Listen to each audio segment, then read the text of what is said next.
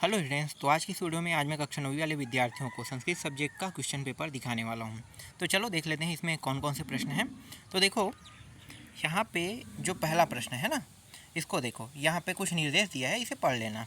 इसको पढ़ने की ज़रूरत भी नहीं है। और अगर आप लोगों को ये जो प्रश्न पत्र है इसका PDF चाहिए, है ना, तो आप लोगों को NCERT स्कूल कोचिंग क्लासेस के जो टेलीग्राम पेज है उसमें ज्वाइन हो जाना है। ज्वाइन होने का कोई चार्जेस नहीं लगता है। आपको एकदम फ्री में ये सारे प्रश्न पत्र आपको बहुत ही आसानी से वहाँ पे उपलब्ध करा दिया जाएगा और वहाँ से आप लोग इस प्रश्न पत्र को डाउनलोड भी कर सकते हो। तो अभी मैं आप लोगों को ये जो प्रश्न पत्र है इसे दिखा देता हूँ। तो देखो, यहाँ पे जो पहला प्रश्न है ये है विवेकानंदस्य बाल्यकाले नाम अस्ति, है ना। तो विवेकानंद का बाल्यकाल मतलब बचपन में उनका नाम क्या था, तो उसे नरेंद्र के नाम से जाना जाता था ना। तो यहाँ पे ख जो है वो ऑप्शन रहेगा। दूसरा प्रश्न है सुखार्थिनः कुतः। तो सुखार्थिनः कुतः, कौन सुखी रहता है भाई? जो जिसके पास विद्या रहता है वो सुख रहता है, या सुखम वाला सुख रहता है, दुखम वाले या क्रोधम वाला? तो यहाँ पे जो उत्तर रहेगा वो सिर्फ विद्या ही आएगा, है ना। हम लोग कहते हैं ना विद्या सुखार्थिनम कुतः, तो यही जो है इसका उत्तर रहेगा। तीसरा प्रश्न है द्वैजः कति वर्षपर्यन्तं वृष्टि न भविष्यति इति उक्तवान। अब ये द्वैजम, ये मुझे समझ में नहीं आ रहा, इसको देखना, ठीक है। जिनको भी उत्तर पता रहेगा वो लोग कमेंट में उत्तर को यहाँ पे बता देना, ठीक है। अगला है वस्तुतः वनम सुरक्षा वलय। तो जो वस्तुतः वनम सुरक्षा वलम, तो वस्तु जो है वो वन में सुरक्षा वलम। अब ये मुझे इतना तो पता नहीं है कि इसका हिंदी अनुवाद क्या होता है, क्योंकि मैं ज़्यादा संस्कृत को फोकस नहीं करता हूँ।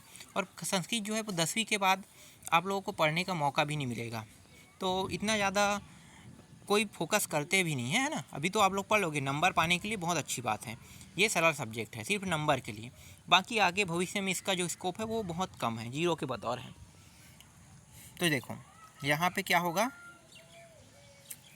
यहाँ पे वस्तुतः वनम सुरक्षा वलम नगरस्य जननं कारखाना।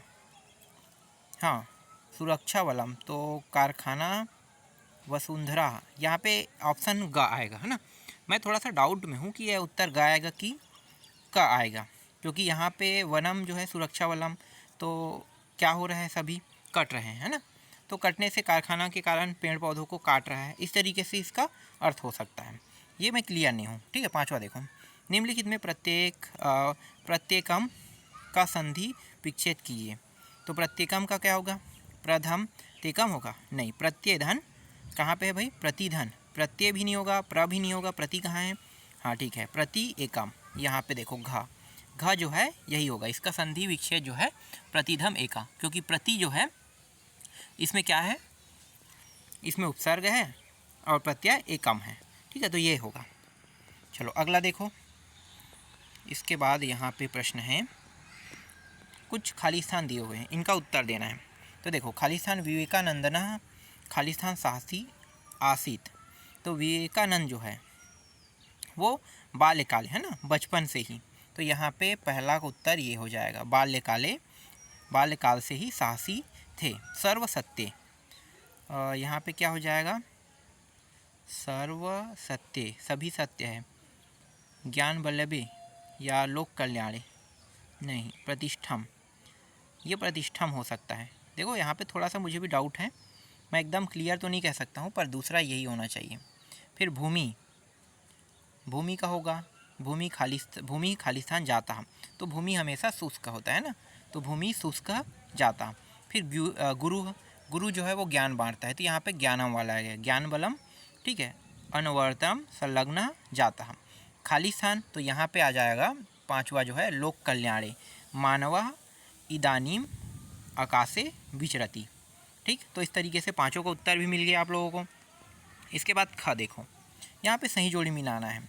अब इसका सही जोड़ी मिलाना है, मुझे पता है कि नहीं, चलो देखते हैं पहले। मानव सेवा एवं, मानव सेवा जो है सबसे पहले होता है, तो यहाँ पे क्या है, दरिद्र नहीं, परम बलम, यही आएगा, ठीक है। मानव सेवा परम बलम, तो ये हो गया। अभ्यासो ही, अभ्यास होने पर ही क्या होता है, निपुण होते हैं। तो यहाँ पे ऐसा कुछ लिखा है क्या, निर्माण अभ्यास से ही निर्याण प्रत्यय, ऐसा नहीं है। ईश्वर सेवा, मानव सेवा एवं ईश्वर सेवा, ये मुझे समझ में नहीं आ रहा, इसको देख लेना भाई। मुझे इसके जो संस्कृत के वाक्य है वो थोड़ा कठिन कठिन लग रहा है, ये कहना क्या चाह रहा है भी पता नहीं चला है ना, तो इसको देखना। चलो और आगे के प्रश्नों को दिखा देता हूँ अब। देखो अस्माकम वाला है ना, तो यहाँ पे देखो पहला प्रश्न है, ये जो है ये गद्यांश, इस गद्यांश को पढ़कर नीचे जो कुछ प्रश्न दिए हुए हैं उनका उत्तर देना है। तो कह अस्माकम देशा अस्ति, तो कह अस्माकम, तो यहाँ पे आ जाएगा देश कौन सा है भाई, कह देश भारतवर्ष, ये इसका उत्तर हो जाएगा। कस्य भूमि भारतीयानाम जननी, तो भारतीयानाम जननी वाले में आ जाएगा, देखो यहाँ पे फिर लिखा है भारतवर्ष से भूमि, है ना, यही आएगा इसका उत्तर, यहाँ से पूरा आप यहाँ तक उठा सकते हो। तीसरा है अस्माकम भारत भूमि की दृशा वर्तते, तो इसका उत्तर क्या हो जाएगा, भारत भूमि, देखो कहाँ पे है भारत भूमि, ये देखो ये रहा, सुजला सुफला सस्य श्यामलाम चा, है ना, तो ये इसका उत्तर हो जाएगा। तो यहीं तक लिखना है, ज़्यादा बड़े भी नहीं लिखना है। और वर्तते दिए है, तो वर्तते मतलब आप थोड़ा सा और बढ़ा सकते हो इसको, और थोड़ा सा आगे तक खींच सकते हो। ये भी हो गया। अब अगला देखो, यहाँ पे श्लोक दिया हुआ, इसका हिंदी में अनुवाद करना है, तो वही है सुखार्थिना कुतो विद्या नास्ति वाला, है ना, तो ये हिंदी में अनुवाद वाला है, अनुवाद करना है। फिर अगला जो प्रश्न है, यहाँ पे जो श्लोक दिया है वो पूर्ण नहीं है, तो इस श्लोक को क्या करना है, पूर्ण करना है। ठीक है, ये हो गया। अब यहाँ पे देखो सुक्ति है, 2 सुक्ति दिया है, इसका हिंदी में अनुवाद करना है। याद रखना भाई, सुक्ति हमेशा वार्षिक पेपर में भी आता है, तो सुक्ति का अनुवाद करने के लिए भी आ सकता है और सुक्ति लिखने के लिए भी आ सकता है। तो बहुत सारी सुक्ति है, कम से कम आपको 4 याद होने चाहिए।